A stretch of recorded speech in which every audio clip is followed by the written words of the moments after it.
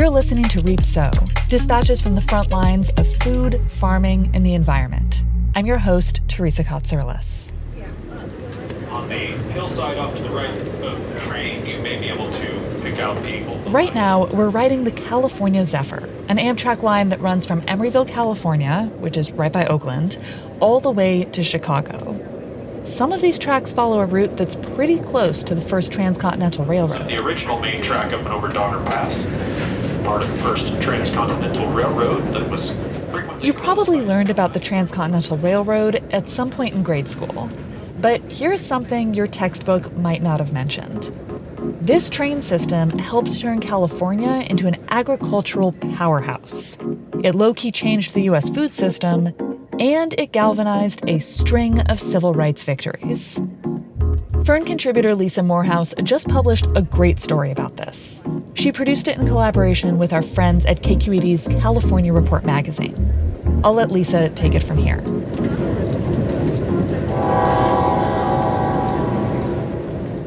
I love riding the California Zephyr, and I plan on looking out the window the whole time I'm on it. We've passed Richmond.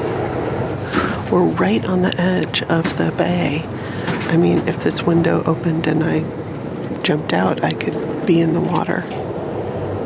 This is one of the great things about traveling on the train is that you get to see parts of your world that you wouldn't see just in a car.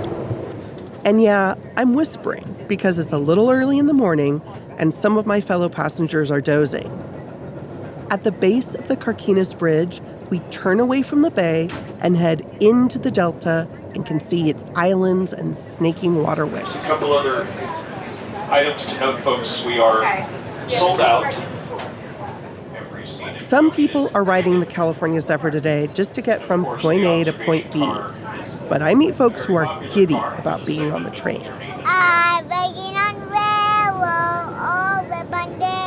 Like this toddler marching down the aisle.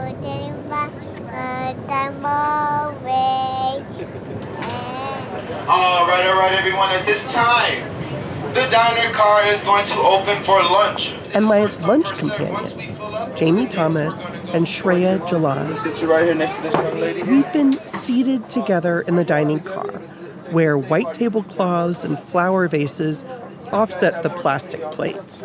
They both tell me riding the Zephyr has been on their bucket lists.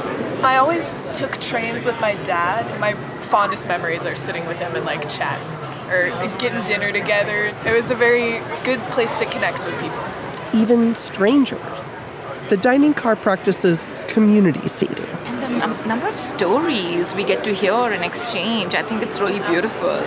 On shorter routes today, a lot of trains have cafe cars with drinks, snacks, prepackaged food.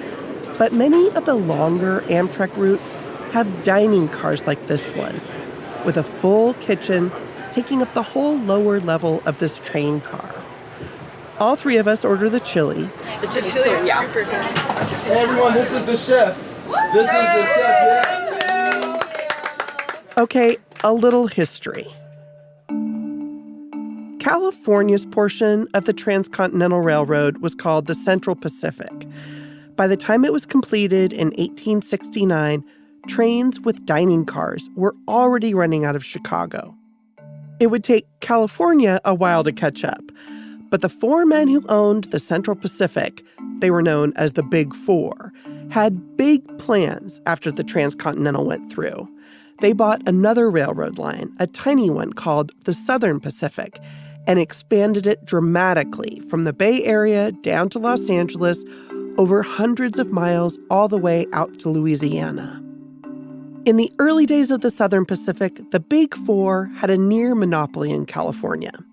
Riding the train was prohibitively expensive, but when a competing company, the Atchison, Topeka, and Santa Fe, later reached Los Angeles, it caused a rate war. Tickets from Chicago to LA dropped from $125 to $1. Los Angeles went from Cowtown to Boomtown. But in those early days on the train, there were few amenities, and people packed their own food to avoid terrible roadhouse meals. Most of the people would make fried chicken and stuff and get on the train. That's Lawrence Dale. I met up with him in Barstow at the Western American Railroad Museum a few months before my California Zephyr ride. And they'd trade some of that fried chicken for pillows and stuff. But that's what they did. They brought their own food. Lawrence has a long connection to the railroad. I'm retired Santa Fe, BNSF, railroad employee. Spent 42 and a half years on this railroad. I've been learning that the further the trains went, the less practical it was for passengers to bring all of their food on the trip. And when there's a vacuum, someone will try to fill it. Enter businessman Fred Harvey. The museum takes up a section of what once was Barstow's Harvey House, right off the railroad tracks, a restaurant designed for train passengers. It's beautiful with columns and decorative brick arches, shaded walkways. I mean, it's a very elegant building. If you were to pull up on a passenger train, this would look very inviting. Oh, yeah. It's a nice building and very attractive. Starting in 1878, Fred Harvey built Harvey houses in partnership with the Santa Fe Railroad every 100 miles. They served fancy cheeses, oysters, fruit, sirloin, and generous slices of pie. Another big attraction, waitresses known as Harvey girls. All I can tell you about the Harvey girls is they were young women out of the Midwest. Miss Bliss? Yes, Susan. You've got yourself another Harvey girl. The 1946 musical, The Harvey Girls, starred Judy Garland. In this day and age, girls don't leave home. But if you get a hankering, you want to roam. Our advice to you is run away from the actress and the beat. This film gave a romanticized view of their lives and whitewashed this period in the West. Harvey girls were young, single, and almost always white. And they were brought in here by Fred Harvey, and they weren't allowed to date. They weren't allowed to do nothing except serve the people. Of course, plenty of Harvey girls did marry and relocate to farms and ranches across the West.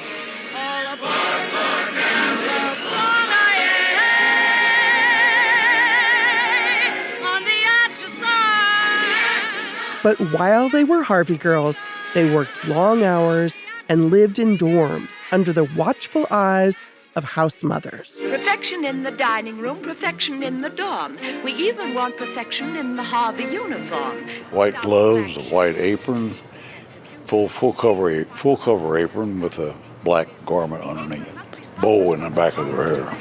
The apron must be spotless and must have the proper swirl. That's the first requirement of a Harvey girl. This was an elevated dining experience, but it was efficient, not leisurely. Trains called in passengers' orders ahead. They communicated by wire for a telegraph system. Say a westbound train pulled into Needles, California. The conductor would come through the cars taking orders and contact the next Harvey house down the line, like Barstow, letting staff know how many people planned to eat and what time they'd arrive. Just received a service wire from train number 7. Dining room for 44, counter room for 11. Passengers disembarked, sat in the well-appointed dining room, and had a limited time to eat before the train left the station. Dining room to the left, lunch counter to the right. Ample notice will be given before the departure of the train. Harvey houses were kind of a precursor to fast food and chain restaurants. And they helped change the intent of train travel from something that was just utilitarian to an experience. Sacramento Valley Station, coming up shortly. Thank you for traveling on Amtrak's California Zephyr. Come back and ride again with us. Sacramento coming up. Sacramento is loaded with railroad history. The Central Pacific started here, of course, and years earlier, during the gold rush, trains transported picks and shovels and other goods from the city into the foothills to the miners. And it's home to the California State Railroad Museum. I visit on a field trip day, and the lobby is a chaotic scrum of fourth graders, some in conductor's hats, some blowing train whistles. There's some right over here. Museum director Ty Smith points out one of the first displays you see when you walk in. It holds artifacts of a Chinese workers' camp. In fact, ginger jars and tea. There's a big glazed stoneware jar to store vinegars and sauces for flavoring rice. You'll see the very familiar form of the rice bowl. Smith says even though Chinese workers made up 90% of the labor force for the Central Pacific Railroad, they were in segregated camps. The Chinese railroad workers didn't get the same pay or food allowances that their Irish and other counterparts did. I knew Chinese laborers built the railroads under really harsh conditions, but seeing these remnants from a segregated camp, I'm just hit in the gut with the racism baked into the building of the railroads, the difference between people who own the railroads and the people who worked on them, and those white passengers who were wealthy enough to ride them in the early days. I learned more about that at the next exhibit Smith takes me to. Okay, where to next? Dining car. But first, we walk through the museum's sleeper car. And we actually have it on a rocker. To simulate the feeling of being on a train. We climb a few stairs into the sleeping car through a couple tight passageways. Oh, we are rocking. During the day, the upper berths would be folded up. The lower berths serve as comfy seats. At night, porters would unfold the upper berths and convert the seats to create beds. And if passengers wanted anything, they'd press a little button to call a porter. The other iconic thing we have is the dining car. This 1937 car was called the Cochiti. It ran on Santa Fe's Super Chief train between Chicago and Los Angeles. We are in the working kitchen of the Cochiti dining car. It's so narrow, I can't quite imagine all the people needed to work here to prepare 3 gourmet meals a day for 50 people. The chef, people doing prep, mise en place. You had to find a cadence to work within this space. A lot of gleaming stainless steel-like surfaces, knives and graters and colanders and big soup pots. All perfectly organized for a tiny space.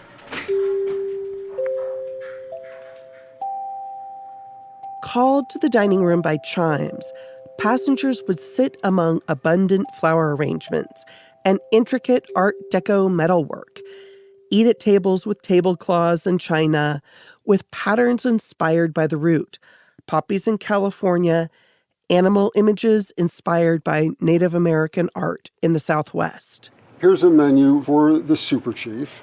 Ripe California colossal olives, grapefruit, orange, and raisin fruit. Alan Blum is a docent on the dining car. Swordfish steak, poached salmon, old-fashioned boneless chicken. This California-influenced menu was typical. They reflected cuisines and ingredients along the route. Who would typically be riding the train in 1937 and eating in the dining car? Walt Disney would.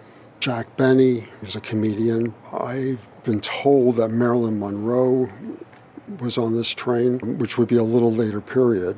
Named stars and politicians. This was considered definitely first class. Ty Smith explains that the businessman best known for railroad dining cars was George Pullman.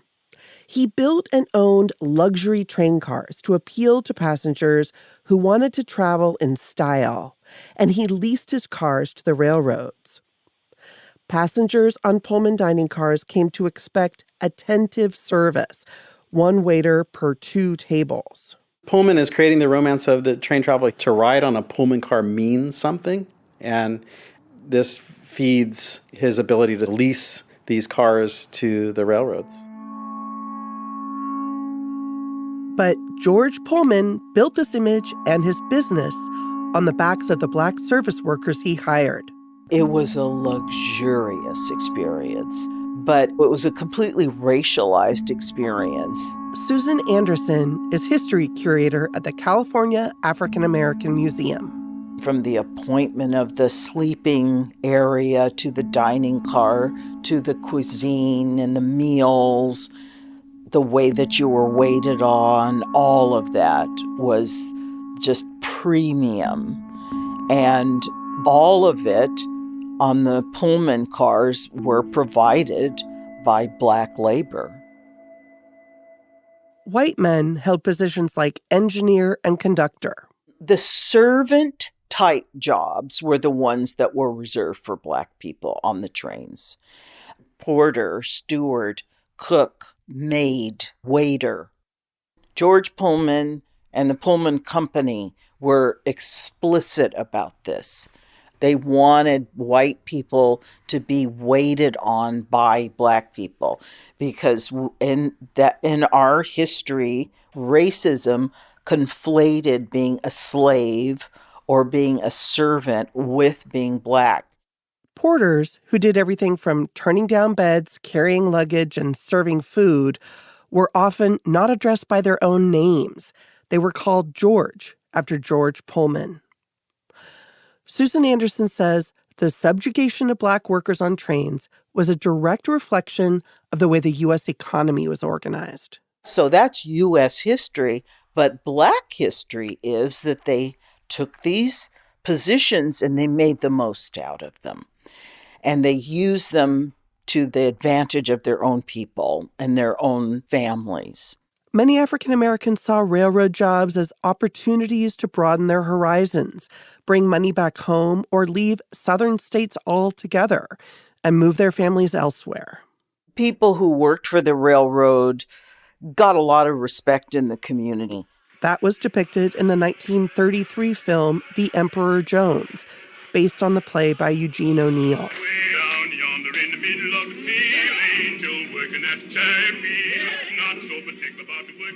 In his breakout film role, actor, singer, and activist Paul Robeson plays the title character who leaves his small southern town to be a Pullman porter. I got a mother in the promised land. Never... Goodbye, folks. Museum curator Susan Anderson's own family has railroad history. One of my great-grandfathers, my mother's father's father, was a chef on the railroad. A man named Edward Wilcox, whose family was originally from Louisiana. And they came to West Oakland in the late 19th century. They actually established a church in West Oakland. It's still there, Bethlehem Lutheran Church. And that enclave was partly like a labor reserve for the Southern Pacific Railroad. By 1926, the Pullman Company was the largest single employer of African American workers in the country, with over 10,000 porters and 200 maids. Anderson says a lot of intellectuals ended up working as porters or waiters. There were college men who had no other employment opportunities in a racist economy. These railroad men left a big legacy in American civic and cultural life. In his autobiography, Malcolm X wrote about selling sandwiches on trains. Renowned photographer Gordon Parks waited tables in dining cars. Thurgood Marshall, Willie Brown, Tom Bradley, and Dionne Warwick all had fathers who were porters. Railroad workers networked with each other across the country, sharing copies of Black-owned newspapers and other literature. And they began the effort to organize so that they could demand better wages, better working conditions for themselves, better hours. There was no limit on the number of hours. The company unilaterally set up the operation of the runs. Cottrell Lawrence Dellums, known as CL, was an Oakland-based activist. You may recognize his last name. Late Congressman Ron Dellums was his nephew. C.L. Dellums started working for the Pullman Company in 1924. In an oral history interview, he said the salary at the time was $60 a month. They provided what we said, just enough rest between trips for the porter to be able to make one more trip. Hours could vary widely, from 300 to over 400 hours a month. Anybody could take the porter's job. And not only any kind of Pullman official from the lowest to the highest could take his job, anybody traveling as a passenger, even though it might be the first trip they've ever been on a train. They could write him up and get him fired. Kept out of the American Railway Union, African Americans founded the Brotherhood of Sleeping Car Porters and Maids in 1925, and Dellums began signing up workers for the union despite the risks. I never heard of a war, that there weren't battles, and never heard of a battle without casualties. But I will be heard from. And so I did. And sure enough, of course, they did discharge me.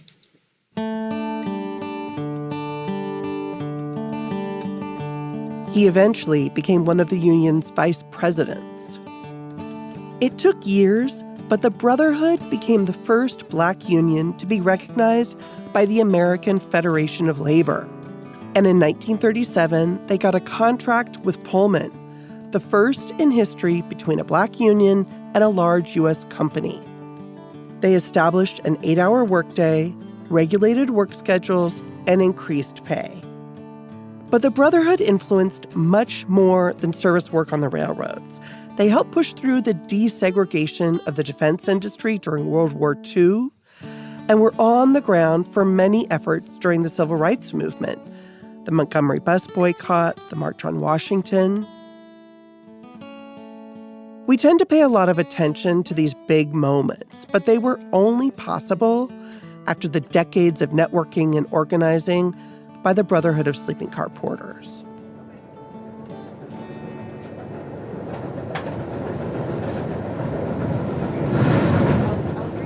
I've learned how the people behind the simple act of railroad dining changed California and the country.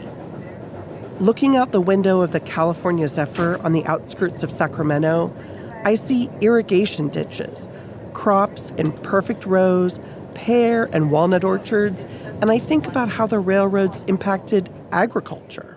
The first entire railroad car full of oranges left Los Angeles for the Midwest in 1877. Archivist Benjamin Jenkins is the author of The Octopus's Garden: How Railroads and Citrus Transformed Southern California. Those oranges traveled by a refrigerator car packed with ice. It had to be re-iced like 10 times, going across the desert and the Badlands to make sure that the fruit didn't spoil. He says it took California's produce industry about a decade after that to take off. But once it starts, it really never looks back. So the explosion of new people, new crops as a result of the railroad bringing them in and then shipping the goods out is just utterly transformative for California. The best fed nation on earth. That's what they say. The people of the USA. Whether you live in Chicago... Here's a promotional film made by the Santa Fe Railroad in the mid-50s. The chances are the next orange you eat or the next glass of juice you drink will be from California. Railroads built spur lines off the main lines to access huge parts of the state. Wherever the railroad goes, land values start to increase. And so they are able to sell land at a premium. In many states, the government had given the railroads loans and gifts of enormous tracts of land. The idea was that after the tracks were built, the railroad could sell off much of that land at a profit to farmers who'd build packing houses right on the railroad tracks. Jenkins says there were fewer of these kinds of land grants in California, but the railroad companies still got rights of way, sometimes over native people's reservations, and became huge landowners. The development of the railroad has gone hand in hand with the development of the fruit and vegetable industry. Communities tried to entice railroads to come their way. Entire citrus cities began forming in the late 1800s along the railroads, especially in Southern California. And railroads shipped out more than just produce. Full-color advertising starts to appear in the late 19th and early 20th centuries. Selling a packaged California lifestyle. The Southern Pacific Railroad launched Sunset Magazine to draw people out west. Those labels on wooden packing crates that get shipped out? All of these images show a perpetually sunny Golden State, the fruits of paradise being grown underneath these purple, snow-capped mountains. Really every segment of California society, from city chambers of commerces to big businesses to farms, all participate in this idea of let's advertise California as a new Eden. Back on the California Zephyr, we've started climbing into snowy, spectacular scenery. In approximately 15 minutes or so, we will be above Donner Lake, which will be In the observation car, every seat is taken. One passenger has her sketchbook out. Others are taking videos and photos. I am too. Even though I was born and raised in California, I'm still in awe of its breathtaking beauty. And there's no place like a train to witness it. I also know that the history of California's railroads is one of exploitation of workers and land. I'm trying to hold both of these truths.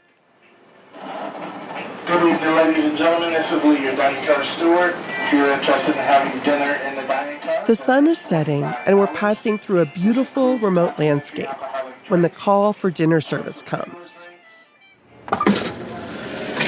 When I enter the dining car, the steward points out the window to shapes moving in the distance. See them up on the hill? Right there. It's a whole herd of them. Look. Right there. Oh, look. See them? Oh, yeah. Wild horses. Oh, my God. Yeah. They're dark ones, and then they're kind of almost caramel-colored ones. You know, you see them on National Geographic. You see stuff like that, and you be like, wow. Dining on the railroad is different now than during the height of luxury rail travel. But I don't know where else I'd have an experience like this, eating steak and chocolate cake among a group of strangers who are all looking out the window, seeing wild horses running across the hills at sunset.